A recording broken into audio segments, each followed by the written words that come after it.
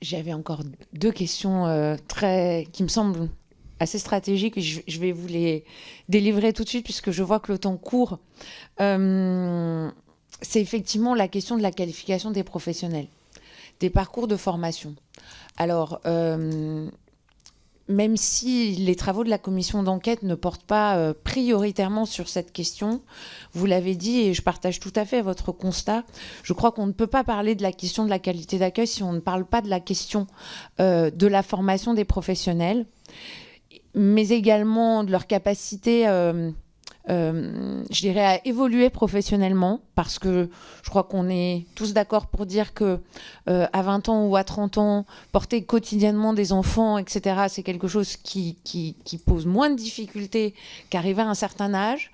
Et donc, la question de la trajectoire qu'on est capable de construire pour ces professionnels me semble essentielle. Et donc, je sais que vous avez instauré le comité de filière. C'est une question qui vous a largement préoccupé durant les missions que vous exerciez en tant que secrétaire d'État à l'enfance et à la famille. Et donc, je voulais savoir quels éléments de proposition vous aviez envie de nous faire à l'occasion de cette audition. Et puis, la seconde question que je voulais vous poser, on en a beaucoup parlé de la question du contrôle. Effectivement, je crois qu'on est tous bien d'accord pour dire qu'elle est essentielle.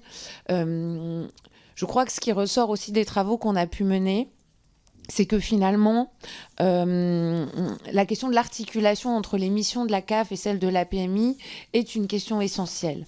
Et donc, je voulais avoir votre avis sur l'idée selon laquelle on pourrait finalement renforcer les missions de contrôle de la CAF en les étendant au-delà des dimensions financières comme c'est le cas aujourd'hui, et repositionner la protection maternelle et infantile sur un accompagnement au quotidien des structures d'accueil du jeune enfant, dans une logique de prévention, dans une logique de relation renforcée aussi avec les familles, mais également pour permettre à la PMI de se repositionner en prévention des situations de maltraitance, qu'il s'agisse de situations de maltraitance au sein des établissements d'accueil ou de situations de maltraitance dans les familles, puisque je sais que vous avez été particulièrement investi sur ce sujet-là. Moi, c'est une question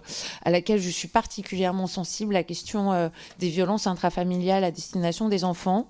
Et je crois que, mais je voulais avoir votre avis là-dessus, faire évoluer les fonctions, les missions de la PMI vers de la prévention, du conseil et une présence au quotidien qui, à mon avis, n'est possible que si finalement la PMI ne joue plus ce rôle de gendarme tel qu'elle peut l'exercer aujourd'hui, me semble quelque chose de très vertueux, en particulier pour répondre à ces questions de maltraitance. Monsieur le ministre, vous avez la parole. Merci, Monsieur le Président. Merci, Madame la rapporteure. Une question très intéressante, très complexe, en réalité. En particulier la seconde. Sur le premier sujet, celui de la formation.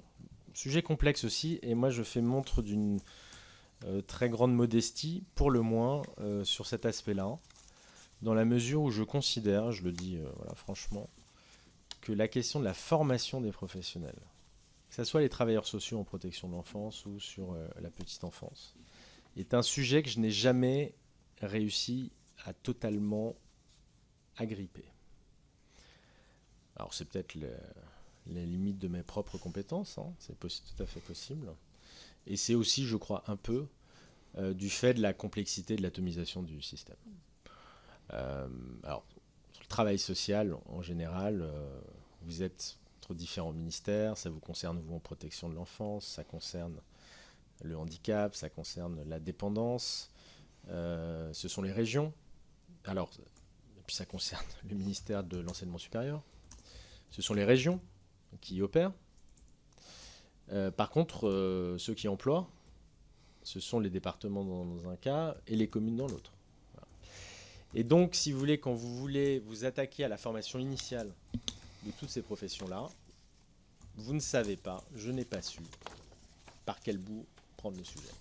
Et je pense que c'est un véritable problème. Et je pense qu'il y a une vraie réflexion à avoir sur la formation. Alors, quelqu'un que Monsieur le Président connaît bien, Mathieu Klein, maire de Nancy et par ailleurs président du Haut Conseil au travail social, a formulé un certain nombre de recommandations à cet égard. Je pense qu'il faut que le gouvernement s'en empare et les mette en œuvre, une grande partie d'entre elles. Mais il y a une vraie réflexion à avoir sur la formation du travail social et dans lequel on peut mettre évidemment la question de la petite enfance, même s'il y a des particularités, enfin des spécificités. C'est ce à quoi s'attelle d'ailleurs le comité petite enfance. Et c'est une première mission qu'on a assignée à Elisabeth Laithier était de travailler sur l'attractivité et la revalorisation de ces métiers, qui passe évidemment par des considérations probablement d'ordre monétaire, mais pas que. Formation, trajectoire, perspective, qualité de vie au travail, bref, tout ce que vous avez évoqué.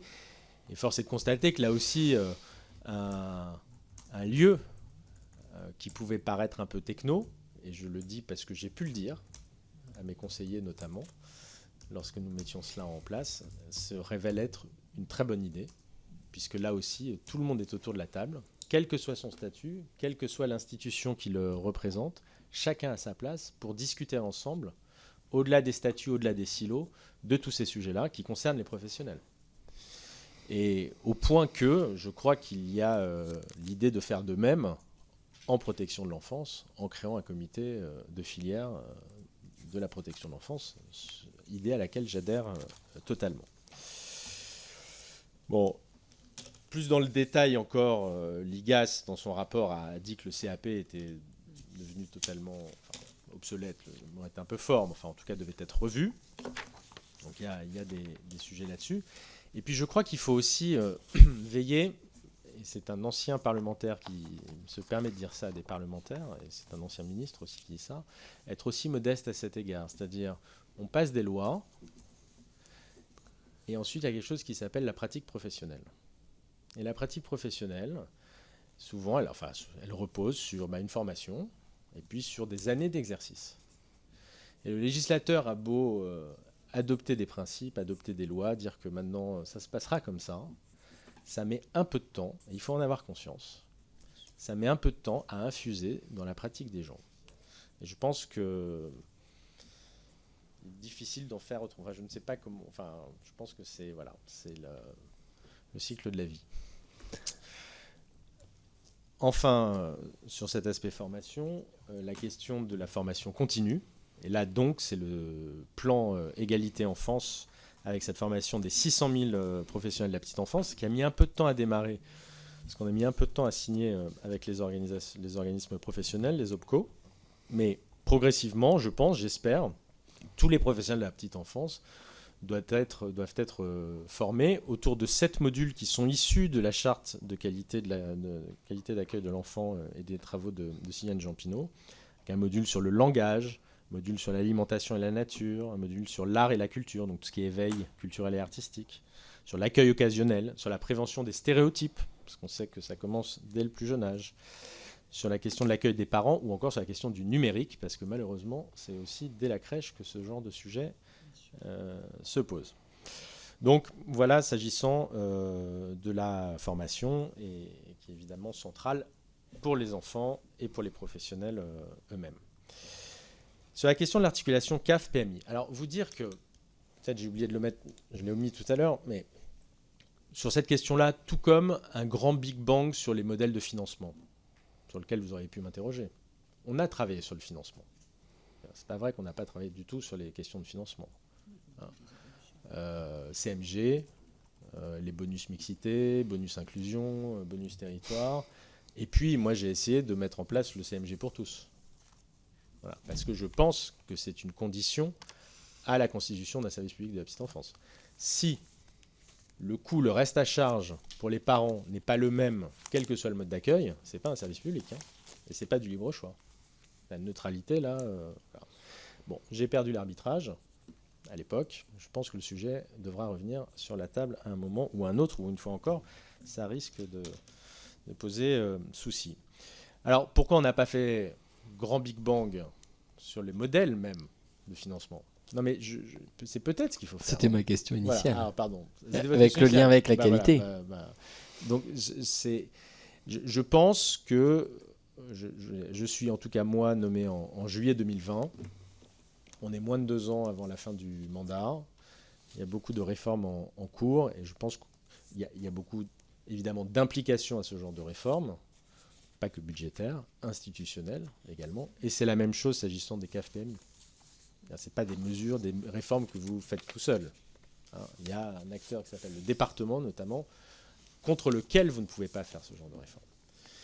Et donc je pense qu'on a considéré que nous n'avions pas le temps de mener des réformes d'une telle ampleur. Alors, est-ce qu'il faut renforcer les missions de contrôle, bonjour Madame la députée, de la CAF? Est-ce qu'il faut repositionner la PMI? Moi j'ai une grande admiration pour les CAF. Moi je trouve que c'est parmi les opérateurs, il ne faut pas les appeler opérateurs, donc, parmi les partenaires de l'État, je trouve que c'est parmi les plus efficaces. On avait évoqué dans le cadre du transfert des compétences, des habilitations que j'évoquais tout à l'heure, la CAF avait travaillé de mémoire, enfin la CNAF avait travaillé de mémoire à ce que ça impliquerait en termes de ressources humaines supplémentaires et puis de formation des agents. Donc voilà, ce n'est pas à coût constant. Voilà. Quant au repositionnement de la PMI dans un accompagnement plus quotidien tel que vous l'évoquez, alors j'ai aussi une grande admiration pour les PMI. Moi j'en suis un fervent défenseur depuis ma prise de fonction. Pourquoi pas modulo un aspect auquel il faut faire attention. Vous avez un certain nombre de départements qui ont fait des maisons de l'enfant, je ne sais plus quel est le terme, bref, ils ont regroupé dans un même lieu PMI et aide sociale à l'enfance.